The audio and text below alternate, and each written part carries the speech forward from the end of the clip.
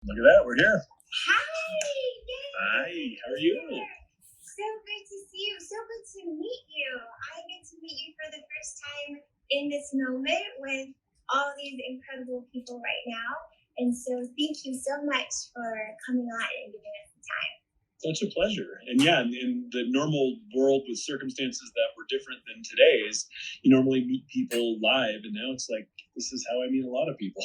So. Yeah, no, it's actually so cool because I've met some incredible people, and now I get to count you as one of them. Just all through Instagram Live. Hi, Richard. And it's just so cool. It's something that I've really not just come to embrace, because I don't know if you know, but I never did lives before this year and before COVID. And I mean, I didn't even really do a lot of stories that were just streaming, and I don't do selfies live. I was kind of self-conscious about that type of thing. And when COVID started, and I realized there was such a need for information, and I started doing these lives, I just come across incredible people like yourself. And I'm so excited that you're here today. And I'm so excited for all of you that have joined today. We're just going to go ahead and get started. I know there's like a handful of you that were on when I first started introducing our very special guest, Dr. Pedram Shojai. Dr. Pedram, do you like to go by Dr. P, Dr. Pedram, Dr. Shojai? What do you prefer? Because I'm going to the doctor stuff was a lot of work, but I like to go by Pedram. Just a guy. Okay. Yeah. Okay, cool. So Pedram is a doctor of Oriental Medicine. He's a master herbalist. He's an acupuncturist. He is a New York Times bestselling author of The Urban Monk, which I know we're going to talk about your other book, but I want to hear a little bit more about that for our new viewers and your new audience.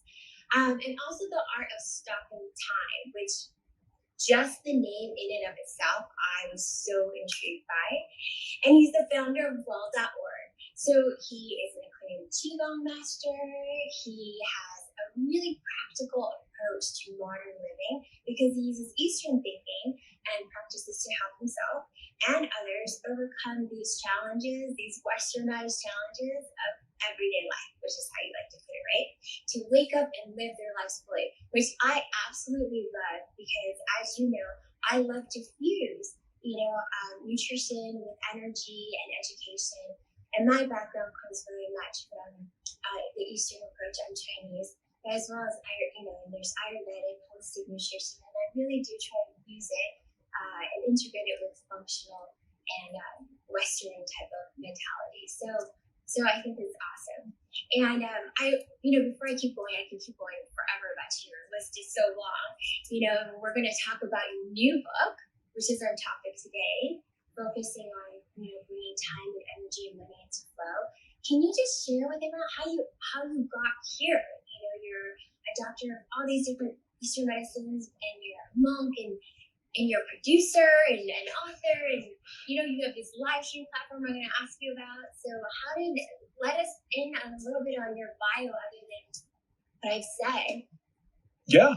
Well, I mean, listen, if you can't keep your calm and you can't figure out how to do the life thing, you can't do all these things and still be sane, right? Like I do a lot of things, but I do one thing at a time. And I stay focused on doing that one thing at a time really well and staying present in the moment with that, right? I mean, the Skype's always going to be chirping, and the IMs and the world's beeping all the time. Yeah. In the information age, the currency of the information age is our attention. So if you can't hold your attention here inside, oh man, you're lost, right? And so, I was pre-med at UCLA. I looked down the barrel of the life I didn't really want to live, asked God for a clue, and a book about Taoism fell out of a bookshelf. And I went from normal immigrant kid trying to figure it out, thinking doctor, lawyer, engineer is the formula, to taking some magical mystery tour, right? And ending up in all sorts of interesting places, sitting at the feet of the Dalai Lama and the Karmapa Lama, and just the blessed life that I've had to live came from making very difficult decisions and following this inquiry of, hey, what is this life thing supposed to be about? Like, it's like if I question this formula, I'm a weirdo. But once I question the formula, I'm also on my way to being free. right? Right. And so it's been a long journey. Yeah, I know, and I really appreciate you sharing that, because I think that so often people see these really incredible guests that come on, like you, who are thought leaders and visionaries, and it's great that you give us that perspective of your journey and your growth, and that there was a lot of difficult times and growing and challenges for you to really have the knowledge and the wisdom that you have now. So thank you for sharing that. I think it's really helpful for people to hear that, especially because so many are in transition right now. So that being said, I mean, there's so many things I want to ask you, but I definitely really would like you to talk about your book, if you don't mind starting that way, because your book is about focusing, and bringing time and energy really into flow. And so many people need that right now. I mean, just even one aspect of it, just even bringing energy into flow in their space, just time, any one of those things. And so I know that I already had questions. It was like, what does he mean? Yeah. How do I do this? If you think about it, we will trade our time and our energy for money all day, every day. I mean, some people park up at this place called work, trading time for money, putting energy into it, eating food to create energy to live this thing called life, and then spending those heartbeats somewhere. Yeah. And, we all grow up living life and not really thinking about where that energy goes, where that time goes, and in exchange for that, where that money goes. And we'll blow our money on a bunch of dumb stuff and then always be stressed about money. Or, there's always a scarcity of one, if not all of those three.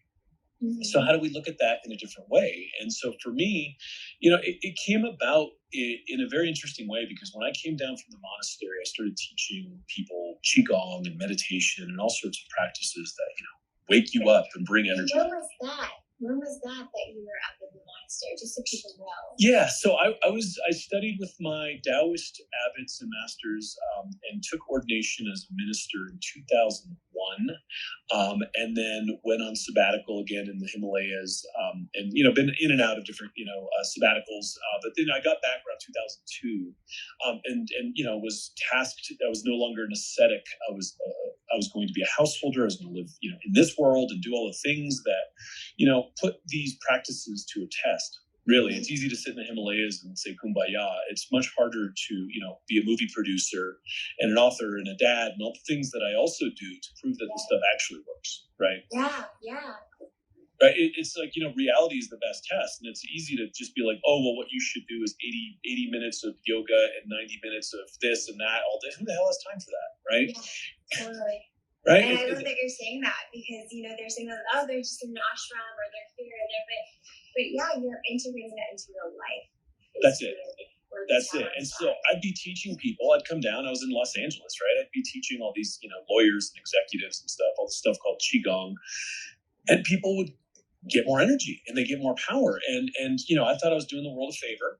Until I started to see the fallout with certain people. Some people just, boom, life took off. And other people, it was like, if you have bad spending habits and you win the lottery, you're going to be broke in a few years anyways. Yeah. And I saw this with people where I was like, wow, their energy economics, their operating system had an underlying formula of chaos under it. And when I would give them more energy, they would just see more chaos, and their lives would kind of spin out of control, thinking that, more energy was going to be the solution when their budget, their spending was terrible. And so I started really working on this formula of this life garden, saying, look, if you have room for, 3, 4, 5 plants in your life garden, what are they? How much water do they take? And how realistic are you in what you say you want and what you're actually watering? And what's what? Time, money, and energy. Like, you're watering these things, whether it's your career, your family, your kids, your health, and so a lot of us will do this thing where it's like, okay, well, my career is taking over. So, fast forward 15 years, you've gained 40 pounds, your kids don't know you, and your wife's pissed off, right? Is that work-life balance? Of course it's not. Right? And so how do we water all these plants in a way where our life moves forward in a way that actually serves us and our goals and our dreams and our aspirations versus, just kind of like running around watering what's withering and trying to keep everything from dying. And that, really became the reason I ended up writing another book. I mean, I've written several books, but it was like, wow, in the information age, what is the currency? It's our attention. Right. And so our attention is being pulled into all these different media platforms and being monetized by Facebook and Google and all these places that do that. And their game, their algorithm is to keep us distracted away from our lives and focusing in on what they're saying look at. Right. And what we're seeing as a result is not only, disruption of, elections and civilization as we know it, we're seeing people getting less and less connected with their own lives, their own dreams and aspirations. And everyone's like, wow, my life isn't working. My life isn't working. It's like, well, are you focused on your feeds or are you focused on your life? How do we bring your focus back here so that you become the master of your own life and you're not waiting for someone outside of you to fix you? Right. And, unless you do that in the information age, you're lost because your attention is being pulled out of you in every which way, every minute of every day. Every microsecond. Minute's almost like an eternity now. Too long. You get someone's attention for a whole minute, you won. I mean, it's like a split second. We had a bunch of people just kind of like flow in and flow off. Could you dive into, expand on life gardens? I love that phrase that you coined to really give people a visual sense of what you mean so that they can apply it to their own lives when they leave this life and kind of really take in what you're saying and apply to these life gardens. Sure. So let's just say we have a garden and inside we have plants. And again, I'm not going to suggest what people's plants should be, but they usually come out to these five, right? Which is you have your health, you have your family, right? And friends, you have your career, you have your passions, and then you have things that you want, whether that's a pony, a ranch, or a Maserati. I don't care what that is. Yeah. You have to factor that into what it is that the other plants want and say, look, do I have time, money, and energy to feed this, right? And so a lot of times, especially during COVID, you want to get exercise, we take a PE hour with the kids because I need to water my family plant and my exercise plant at the same time. Yeah. And, when you start looking at things through the filter of this garden, then you start to be able to identify if it's not one of those plants that you said was important to you, you start to identify, well, if it's not one of those plants, then what is it? It's a weed. It's a weed. So then you have to start identifying the weeds that you're watering. And look, you could fight for your weeds and say, look, this is a plant. And say, great, put it in the garden. Where are you going to get the water from? Right? How are you going to water this? How are you going to keep this alive? But if you don't allocate water to something, but say that you want it, you're setting yourself up for disappointment. Right? And you're lying to yourself. And then you're like, wow, my life doesn't work. My life doesn't work. It's like, yeah, well, you need to be honest with yourself in what you say you want and what you're willing to do to get it. And in doing that, I've seen tens of thousands of students over the years get their lives in order and get the lives they choose versus tumbling around in the whitewater complaining about life circumstances, right? It's just either you are a master or a victim. What's it going to be? Yeah, I love that. People say that often, like you're either a victor or you're a victim. So you make that choice. But there's a lot of people who are feeling lost. They're feeling confused. There's people who need a sense of certainty, and if they can't find it within themselves, they need like a kickoff from something else, and they're not seeing it in their external, right? So you were talking about how important it is to really evaluate, like what's a flower, what's a plant, what's a weed. What are some exercises that they can do to do that, and how do they hit that reset button? Great question. Yeah, I mean, first, it all starts with just, meditation and QiGong and all these things are really powerful. I love teaching them. They help a lot. But if you haven't allocated your budget in life, the energy just gets squandered, right? The clarity, the meditation will help, and we can talk about that, but it gets squandered. So the first thing I do is just have people sit down with pen and paper and say, okay, what are my important plants in life? And how much water, how much time, energy, money is it going to require to keep this plant, not just alive, hopefully, but thriving? Right. So it's like, okay. And one of the things I would do in clinic when I was doctoring back in the day would be like, hey, let me see your phone. see your calendar when we talk about these things. And, it'd just be work stuff, work stuff, work stuff. And I'm like, oh, that's interesting. I see 0 date nights with your spouse. I see 0 time for exercise. Like, if you haven't put this stuff on your calendar, you're not showing the world that you value it. And then next time some work thing comes in, it just crowds it out. So as we start to allocate the time and the energy and the effort to actually water all those plants, then, I tell my students usually, I'm like, hey, you know what, write all this down and then come back to it every couple of days for about a week and really think it through, because you'll be like, oh yeah, I forgot the dogs. Oh yeah, I forgot, this. And you start to really map it out and you're like, wow, I don't really have much room in my life for too many more yeses. Because every time I say yes to something new, I'm saying no to all those things in my garden.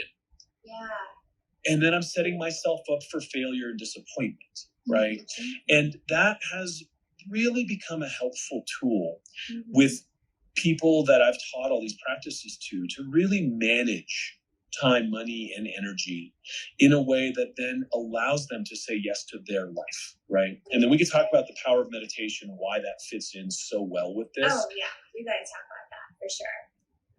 My next question. Yeah. So meditation, this thing everyone's heard about. It's like, oh yeah, I heard it's cool. I tried it once. Or yeah, I do it every once in a while at the end of my yoga class. It makes me feel kind of good. It is proven to do this thing that is the most important thing you can do for yourself in your life, which is empower the prefrontal cortex. The cortex in the front of the brain separates us from the monkeys. And so these serotonergic neurons in the prefrontal cortex will have greater density just after a few weeks of meditation. What does this mean? This is the part of the brain that allows for rational thinking, higher moral reasoning, which the world could use a little more of, and a really important thing, which is the negation of impulses. What does that mean? Oh man, look at that cheesecake. Monkey, no, right? Oh, the boys are in town for a drink. Let's go. Oh man, let's go to the gym. Monkey, no, right? And just telling yourself, like making those decisions to offset the bad decisions come from the part of your brain that gets empowered through meditation. So, I've been at this for a long time and, been teaching all this stuff for 25 years now, and I used to be like, oh yeah, and you should meditate, knowing people wouldn't do it. And then I realized that my students and my patients that actually took up a practice were the ones that got better. And over the years, I'm just like, yo, if you're not going to do, it's like saying, hey, I want to be good at pull-ups, but I won't do pull-ups to get good at it. If you want to be good at life, you got to be good at focusing your mind. And then you can make better food decisions, better exercise decisions, better dating decisions. I mean, how much drama do we get from bad decisions in life that then mess us up downstream, right? It's just, everything is predicated on the part of your brain that allows for you to be a master of your circumstances and not come from impulsive decisions. Impulsive decisions are what the entire economy are based on now. I'm going to put this person back on their heels, make them feel unattractive, make them feel fat, make them feel unsafe, and then sell them my product. That's advertising 101. And again, that's the currency of the information age. So are you going to be a pawn in that? Or are you going to wake up and be a self-embodied, empowered human who can make decisions for themselves? Absolutely. No one hands you that power. You take it, right? And you take it one breath at a time. 100%. And, and I want to backtrack on a couple of things that you said, when you were talking about why it's so important to say no to certain things and you say yes to everything, you're saying no to some of the plants in your garden, and how you were talking about calendaring everything, like scheduling in the things that are equally important, not just work. And interestingly enough, I didn't start off doing that, but I do that now. I mean, my self-care is in my calendar. Like this time that I'm going to set aside to go get body work or massage, or this is what I'm going to go and just be by myself or whatever it is literally in my calendar now, because I feel like when you do that, you're committing to something, and it should be treated no different than a work meeting, or Zoom or a meeting with a client or any of those things. And it really does make it solidifies it happening. And then the level of importance in my life, just on a subconscious perspective on it, it doesn't get bumped off anymore because it's on that calendar. So I just wanted to reinforce what you said, just from a personal space, what a difference it makes to calendar those things in, because otherwise it falls off the priority list. Something else needs something, and you'll bump up what you need, what you need to water that particular flower or plant in your garden. Amen. So Amen. yeah. So and look, if it's out of sight, it's out of mind, right? And if you said it's a priority, why isn't it there? Yeah. It's so true. And I love what you're saying, reinforcing about the power of the mind and empowering yourself in meditation. But so many people really still struggle with that. Like, they want to do it, they want to do that daily meditation. How can they start? And you can say just start, but there's this connection that people just can't connect to.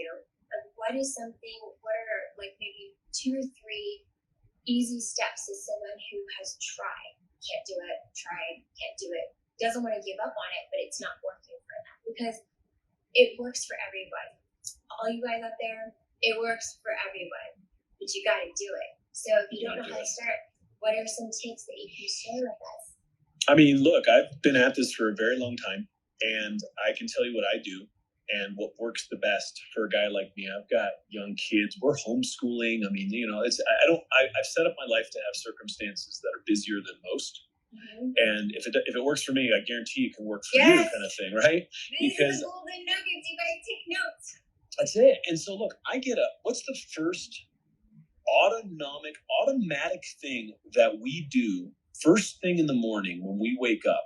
And hopefully the answer isn't check Facebook, right? It's you get up and you pee, right? And so, and the question, the joke around it is, do you check your phone before or after you pee in the morning? And so what I like to do is, the first thing, as my alarm goes off, my eyes wake up, the first thing I do is my mind-body practice, and gather myself and gather my mind before I even pee in the morning. Don't you dare get into your threads. Do not get into the news and like all that crap. Do not allow your attention to escape your own consciousness first thing in the morning, or else you are tumbling down the white water of the day, being told what to look at and being told what to think and how to feel, how to vote and all of it, right? And so before you even pee in the morning, get up and go over to your cushion and do your meditation practice. 10 minutes. Set a timer. 10 minutes. Start your day with that discipline. And how long? I mean, the real answer is for the rest of your life, right? It's like, how long should you do things that are good for you? Every day, all the time, right? But what I've found is if you do it every single day for 100 days, that will set the habit, one day at a time. Every day is a percentage point. That will set the habit, that will set the trajectory for the rest of your life.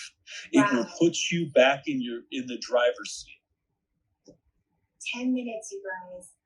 10 minutes, 100 days. That's like, it's just 3 months, a few months. I mean, think about the things that you do every day. For a few months, you can't even recall, but there's certain habits that you have. You go get your coffee, whatever it is.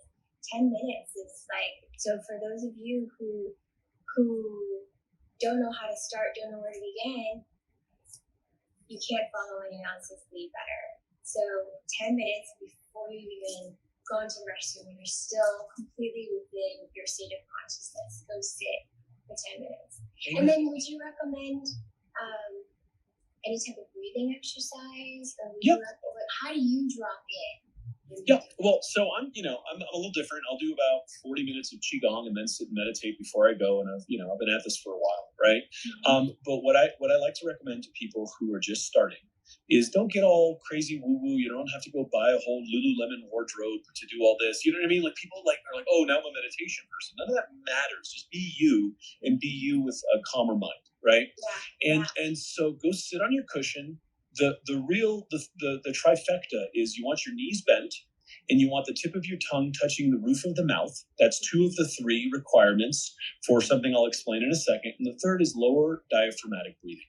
So the way I recommend it is sit down and start breathing down about 3 fingers below your navel, as if there's an imaginary balloon down there. Inflate that area on the inhale and deflate it on the exhale. Keep the tip of the tongue touching the roof of the mouth with the knees bent in a relaxed position where your spine is straight. Now, what do we know this does, right? And I got all the research and stuff in the new book. But what we understand about this is it triggers the parasympathetic nervous system, the rest and digest nervous system. Why do you want that? Rest and digest is, think of like a wartime economy versus a peacetime economy. Either we're spending all our money on bombs and war, or we're spending it on roads, bridges, and school books and the arts. When you're in parasympathetic, you are feeding the homeland. You are taking care of your organs. You are supporting your immune system. You're doing all these wonderful things that have all the benefits that we read about from meditation, mind, body practice.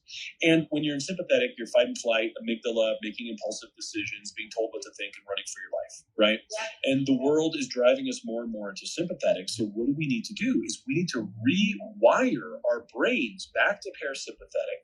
And we have to train ourselves to be there, and be there at a time where we're not panicked, because what people have mistaken meditation about is like, they replaced it for like a quaalude. It's like, oh, I'm having a panic attack, someone's yelling at me, I'm going to meditate. It's a little late for that if you don't already have a lengthened fuse. Yeah. So as you work to lengthen your fuse and get better at mental resilience and living in parasympathetic nervous system, your body will eventually start to shift. Your microbiome will start to shift. Your nervous system will start to become more adaptive, because people are like, oh yeah, I tried meditating for 3 days and yeah, it was cool. Keep going. Yeah. Keep going. You're in your 40s. You're in your 50s. Yeah. Dude, you spent a lot of time digging yourself into this hole. Give it at least 100 days to build the neurocircuitry to give you the part of the brain back that you need and get you back into parasympathetic, so that your body starts to heal. It's just, the problem is we live in a culture that sells sugar cereal to children every day. Yeah. And so everyone's trying to sell some quick fix and say, look, you don't actually have to work. Don't worry about it. Just take my pill, take my cream, drink my smoothie, and you'll, BS. Yeah. It's BS. Yeah. And just to add on to what you said, it's something that I've often shared with my community, my audience, that when you're in this parasympathetic state, not only do you already do all the things that Dr. Pedram had already talked about, but you're also putting your body into a space where you can receive that which you put in. So what you're drinking, the foods that you're eating, you can actually now really receive the nutrients and the nourishment from your food, because you're in a state to receive. Your digestive system is in a state to receive. And so there's multifaceted, all the benefits you get in 10 minutes a day, first thing in the morning. I have a practice already, but I'm going to shift it a little bit and do it the way you suggested. So it's not the first thing that I do in the morning before I go to the bathroom, but now it will be. So, usually I go to the bathroom, I get cleaned up, and then I go and I sit. But I love that you said to stay in your state of consciousness when you're going to go and meditate for 10 minutes. And I thought, okay, I love that. I lay and I meditate, laying, or I go into my gratitude phase. But when you're like, no, knees need to be bent, your spine needs to be straight, I thought, okay, that's an easy shift from what I'm doing. And I'm going to chart it and see, what that tiny little shift, how that may change in the next 100 days for myself. So, and I already have a meditation practice. So thank you for sharing that, because I want to try it your way now. And so for those of you guys who have joined on and maybe joined a little bit late, we have just an incredible human being with us. And he's sharing things about his new book. He's sharing everything from meditation to he's a QiGong master. He is a Taoist Abbot. He is a bestselling author. He is kind of everything. So make sure that you're taking notes. I will make sure that this live has a replay, but make sure you take notes, because everything he's saying is so wise, and I've already found little nuggets of wisdom that are helpful for me. So I wanted to address something else that you said as well, which is, we're talking about where we're at right now with the pandemic and as a society and the things that we're being fed. We're sort of in the state of crisis, right, on a collective consciousness. And a lot of people don't really understand what that means. And I would love if you could explain that to the audience, what that means to be in a crisis of consciousness? Yeah, I mean, look, we talked about the information age being this parasitic attention extraction machine, right? Which if that weren't bad enough, if you think about all the news that's out there between the elections, and then you have the bugs, and everyone is just the bugs, right? The bugs are coming for you now, right? It used to be the Russians, then it was the Chinese, then it was the Iranians, and it's like we always need a bug, we always need a bad guy, and then it's become this thing where the walls are absolutely caving in a lot of ways. And I don't want to diminish the reality. I mean, I lost one of my groomsmen to COVID, so yes, I mean there are, it is a real virus and it is a real thing. I had it, so I know it's real. Yeah, and it sucks. You talk to people who have it, and you're like, okay, wow, that was really not fun. Mm-hmm. And so, okay, so that's there. But what is the answer, right? What is the answer? And I used to do this in the martial arts, back in the day when I was, younger. We'd be in the tournaments and stuff, and I'd be like, okay, well, what if he throws a kick? What if he throws a punch? What if? And my grandmaster would look at me and say, don't anticipate, just be ready. Okay, so what does that mean? It means get up in the morning and meditate and build your fuse and build the resilience psychologically.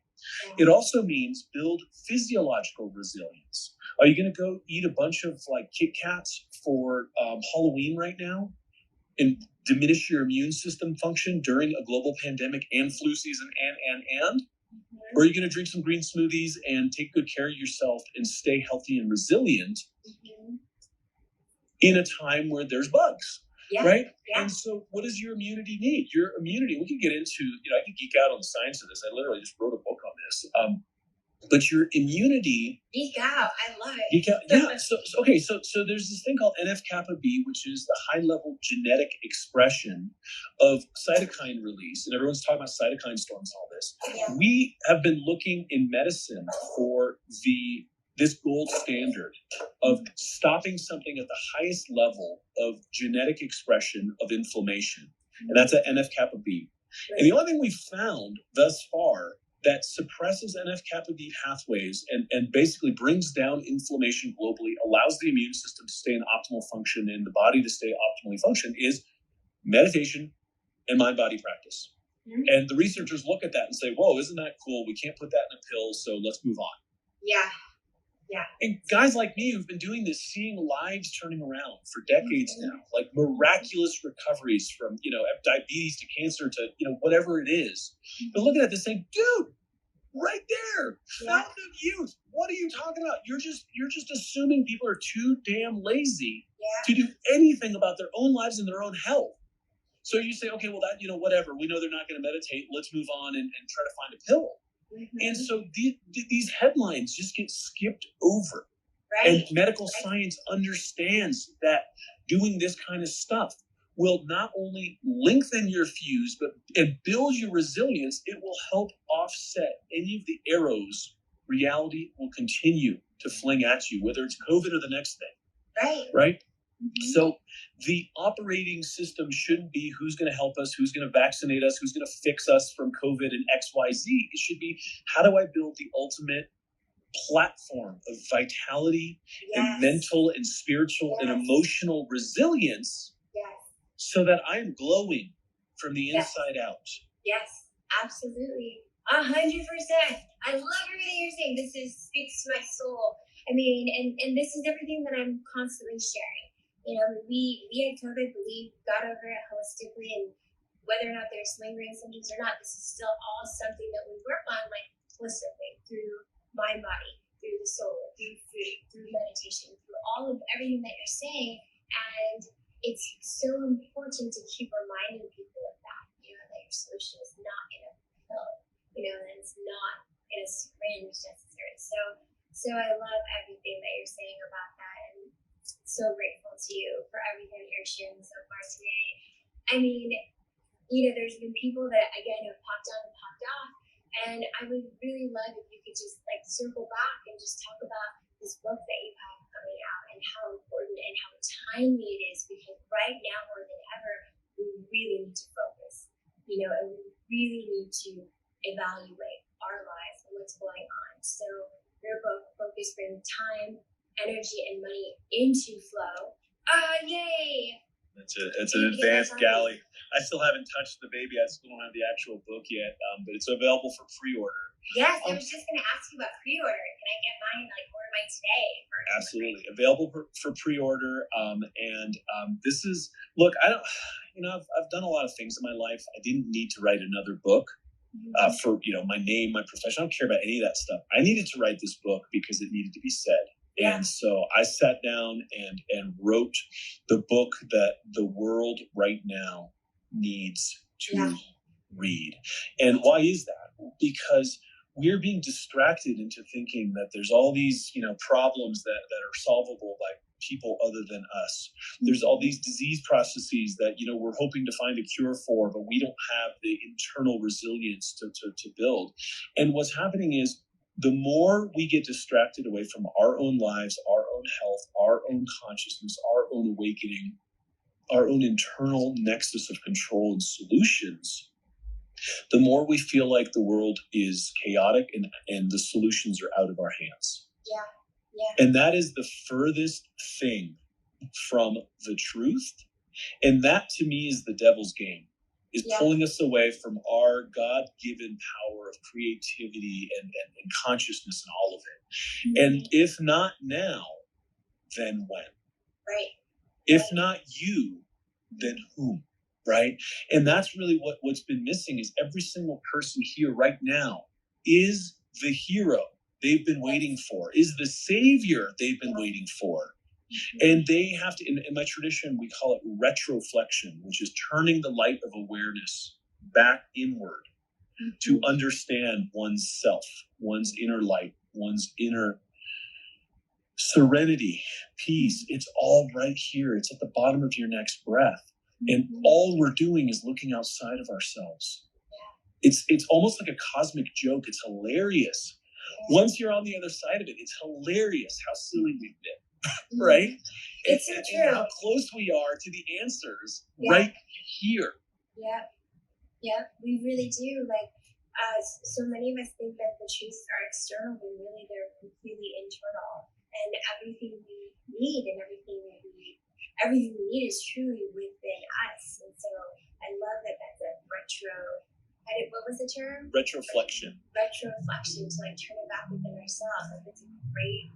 I love that. It's a great term. So and I love that you were like, okay, I don't need to write another book, but this is what people need to hear right now. This is what people need to read about. And there's already several people that are like, I'm buying the book. Where can I get it? Where can they get it? Is it Amazon or anywhere books are sold? I mean, it's or pre-order. So pre-order, Amazon pre-order, ready to go. November 10th is pub date. And what I decided to do with this book, because people are just so panicked right now, is I'm doing a 21-day course for free for anyone who gets the book. Because I was going to say, look, you know what? Let's do a read along. You guys read the book, and every single day I'm going to help you along, making sure you stay focused, making sure you stay on point. Yeah, that's how important it is to me.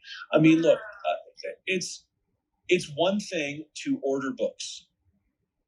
How many books do, everyone here, how many books do you order that end up maybe at your nightstand and then just kind of make it off your nightstand 3 months later because you have a stack of books this thick, and if it takes you a month to read a book, you're looking at 6 months of your life, and then you get stressed out and you move it off.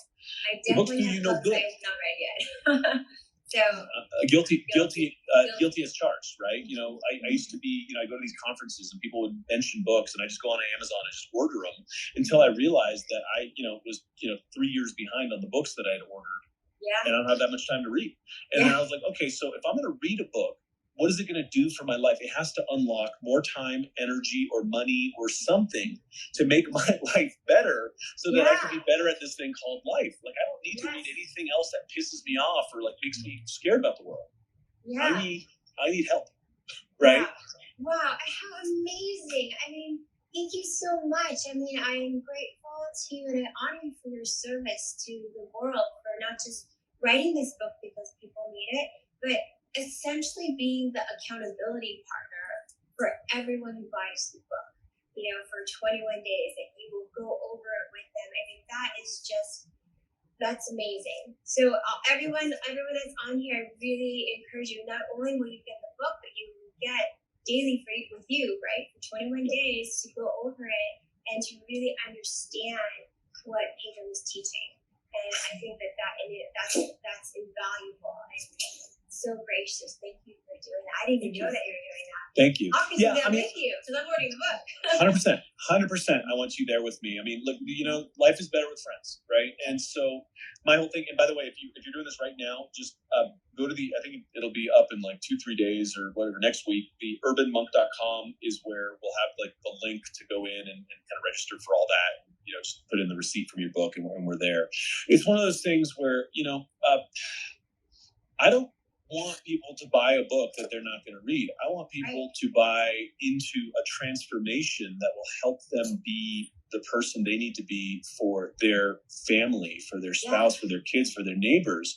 And, it starts with the individual. And so if you don't start yourself doing the work that you need to do to get your own life in order, how are you going to help the world around you that's sliding everywhere, right?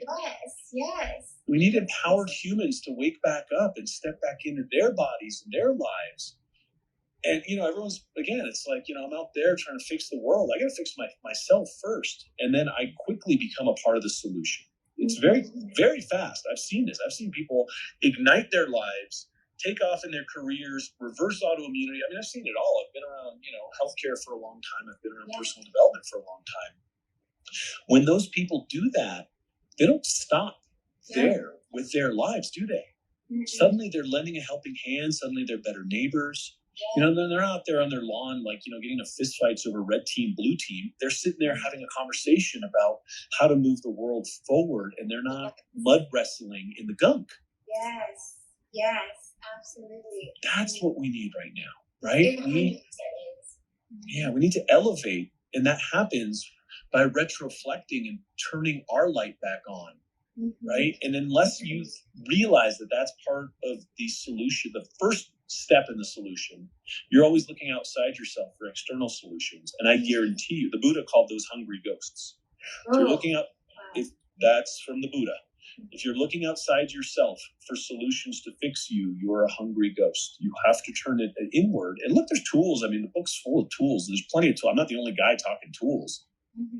Just pick up a tool and start working on yourself.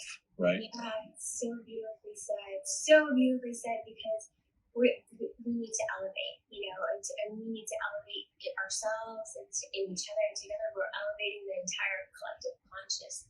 So, for those of you, I have a pinned comment right here that has Dr. Pedram Shojai's Instagram account, which will link to everything, right? It'll link to and I know you have to go by Pedram, but you're like Pedram. That might just be the glare off my bald head. Oh, you're so sweet. You're so sweet. Well, one of the things it's one of these things that I want to make sure people also understand in the spiritual communities. There's a lot of false light. There's a lot of people out there going like, look at me, I'm a guru. Follow me, I'm a guru. Man, that guru thing stinks. Right? People are trying to be gurus and trying to get followers and trying to be famous for being a guru. That is the wrong energy. Like, I've done all the work and I don't want any of that. Right? I'm just a guy trying to help. And so there are a lot of like fly traps out there, if you will. Right? And you just got to be careful. If any of the work that you see out there has to do with someone saying, it comes through me, look at me, I'm this, I am that, going through some exalted ego self of some guy out there, that's the wrong energy. Every single bit of true spirituality has to empower you. And have it come back on you. It has nothing to do with me. I'm just the messenger, right? And that's why, I go out of my way to make sure people understand that is, look, it's your journey. It's your awakening. It's your agency. It's your consciousness. You have to own it. Don't put it on the guru. Don't put it on the doctor. Don't put it on anyone. It's yours. And so well said. And I'm sure you guys send hearts if you agree with this, that when it was a true healer, guru, whatever. I know we're not using the word guru here, but like you feel the energy. You feel the energy from the person speaking. You feel that they want to strengthen you, that they want to empower you. That the mission that they have is to serve you so that you can serve yourself and to serve others. And that energy comes through so strong from you, Dr. Pedram. I know you're Pedram. Dr. Pedram. So, I think we're all really grateful for that because I feel it. You feel it when you want to help all of us. And that's beautiful. And I'm really glad that there's so many people that are saying that they're going to order the book. And definitely go and follow Dr. Pedram on his Instagram account because you'll get to everything. And you're doing so many incredible things, and you have. And I saw that you're also doing a streaming platform. Like that's another project that you have. Do you have time to share that with us? Can you believe that? So yeah, I started a streaming platform 3 months ago with my good buddy Nick Palizzi of the Sacred Science, one of my best friends in the world. And we have so many documentary series and so much stuff that we've produced, just the two of us. And we decided, look, you know what? People are having a hard time. $200 every time we do one of these. People who need it, it's a lot of money. So we decided to democratize it and create a streaming service called Whole.tv, WHOLE.tv. And we just ran it through beta. I've got a few thousand people in there. And what I started doing is, we have a ton of films and things that are added to it every month. But what I don't want to be. We had this original kind of debate about like it being the Netflix of health and wellness. I'm like, I don't want to be the Netflix of anything. I turn on Netflix, I argue with my wife about what to watch for 45 minutes, and we don't watch anything because I want to go to bed and it's over. So who wants to be the Netflix of anything? And so what we really did is say, look, what is this about? This is about a deep dive into the lives of people who are asking for help. And so now every week we have live yoga, we have Tai Chi, we have therapists doing, for kids and families and relationships, and literally taking calls from our audience, our members, and like helping them solve life problems. I have functional medicine doctors, and we're building more and more around all of this because what people want is solutions to their problems that, and this is Maslow's hierarchy of needs. I've done films on conscious capitalism. I've done films on a lot of things. And I have to say that if you have autoimmunity, diabetes, have very low energy, and your life sucks, your kids aren't listening to you, you don't care about Syrian refugees. Right? You don't care about the problems around the world because you can't even see past your own nose. Right. And so you want to solve the world problems, you have to solve individual problems. And so we really made Whole TV around helping fix people's lives, from microbiome to remedies to everything, because that's how you save the world. And I do care about Syrian refugees and I care about everything, but I realize that people cannot go there until they're feeling overflow in energy and abundance in health and vitality. And that comes from all of the things that we know how to fix. So here are your solutions, right? Here are your solutions. Absolutely. I mean, and thank you for doing that, creating that. That's amazing.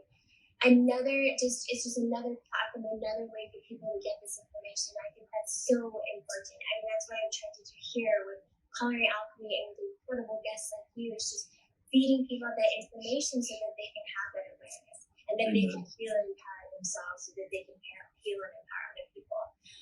For some of you guys that asked, Pedram's actually, on top of being a doctor of Oriental Medicine and an herbalist and an acupuncturist and, a QiGong master and a Taoist Abbot, he's also a best-selling author, and this is going to be another best-selling book. He's already one of multiple other books, but he's also a producer.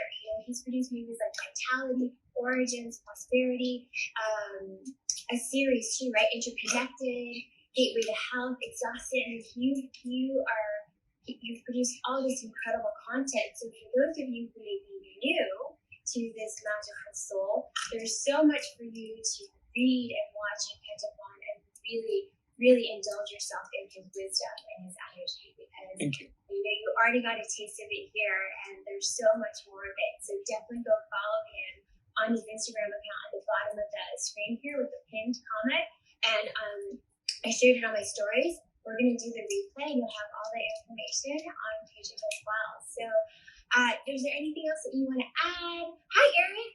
Hi, Jen. I love how you guys. I miss you guys. Look at who I have on here today. It's like so awesome. You guys gotta go follow him. My little buddy's on here. So sweet.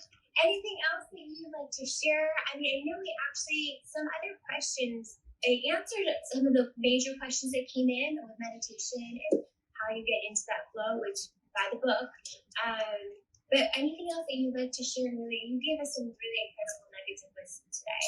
Yeah, I mean, I'm happy to talk about, the thing that's in front of all of us is, look, we're home, and a lot of people are having a very hard time finding the work-life balance in this place called home, right? Yeah. I'm there. We decided this year that we didn't want our school district was requiring masks in cubicles, and it's just putting my 4-year-old in a mask in cubicles and training her to think that other humans can be scary was something I didn't really want as an experience for my 4-year-old.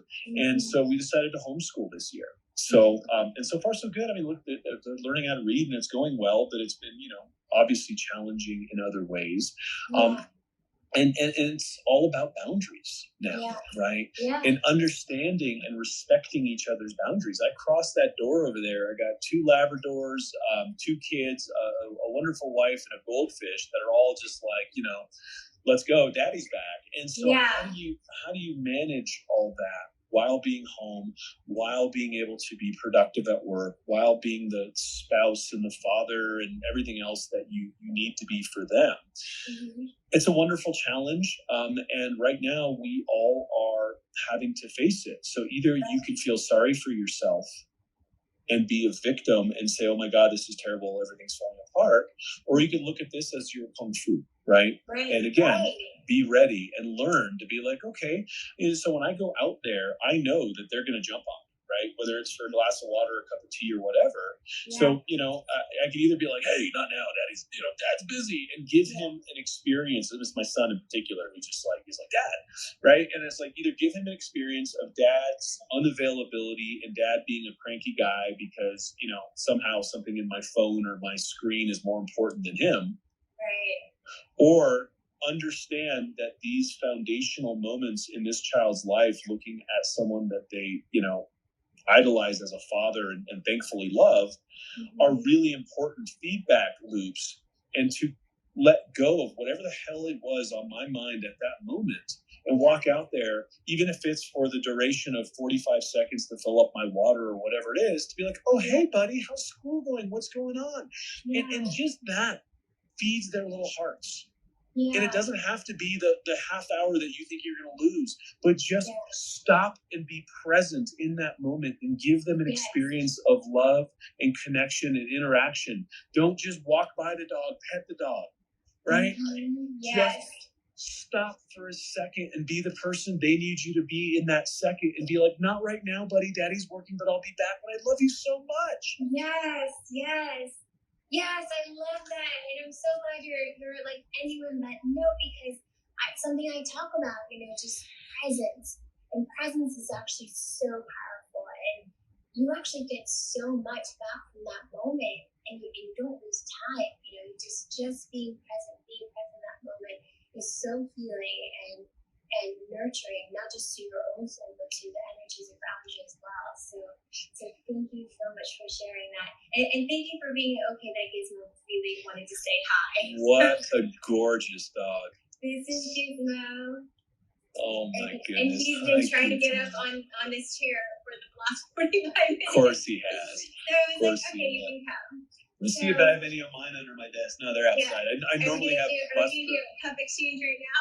Oh my God. No, Buster is normally at my feet, but it's like, I think he's getting fed and walked right now. But he's like, a 95-pound red Labrador, so he's not coming up here. Oh, yeah.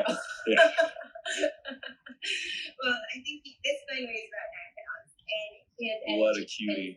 His energy has actually been such a little blessing during our chat. And I feel your energy, and I really feel that the animals did too. So Thank you so much for being with us today. Thank you so much for all of you that have stayed on as you do whenever I have a live and an extraordinary guest. And so thank you so much, Pedram. I'm so excited to get your book.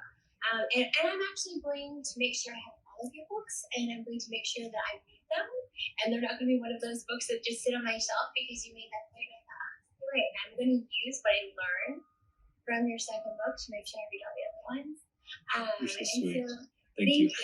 Yeah, but books do us no good on the shelf. Nope. They do us good when we've internalized the information and we've applied it in life. You know, for me, the greatest compliment is someone living a fully lived, fulfilled life from something that I may have been able to help with along the journey. I mean, that's just like, oh man, life is complete, right? Yes. Life is complete. Yes. You know, you got to touch lives. You know, just getting books doesn't do anything. No, it's so true, and I get that feeling. You know, when I work with clients, it's something that changed their life. It's so rewarding. And you've given us tips today. I think that there's a lot of people that just a single tip that you gave us about meditation and your stuck presence, and we talked about so many things, but just that tip of starting the day while you're still in your own state of consciousness and not sovereign energy, to go sit and for 10 minutes, keep your tongue to your mouth, your legs bent, and just, be. I think that's so, it's something that people have talked about, but for some reason, the way you shape what you do and to know that that's what you do, I think that'll be something that's really powerful and profound. So I hope so. And just make sure you keep the lower diaphragmatic breathing. That's the trifecta. Yes. Bend the knees, low diaphragm, tip of the tongue touching the roof of the mouth. That handles all the science. You got to do the work. The science, is checked off on that box. Now just do that for 100 days and you will reap the rewards, right? Yeah. And if you could do 15 minutes, so much the better. Yeah. You know, it's not like, a lot of people are like, what if I do 5 minutes? It's like, well, you're playing, let's make a deal with yourself, not with me, right? Yeah. Like the more the merrier, and then your fuse is longer and you are happier and you're making better decisions and your life is working out. And everyone looks at you saying, oh my God, what have you done? Yes, yes. Yes, and you guys don't forget, if you order the book, you pre-order the book, you also get 21 days, of doing this and having Dr. Pedram as your accountability partner and all this, and helping you through those steps. So what a gift! I mean, truly, that's on top of the book. What a gift that you're doing that for people. So thank you so much, and thank you so much for your time today. And thank you guys so much for being here.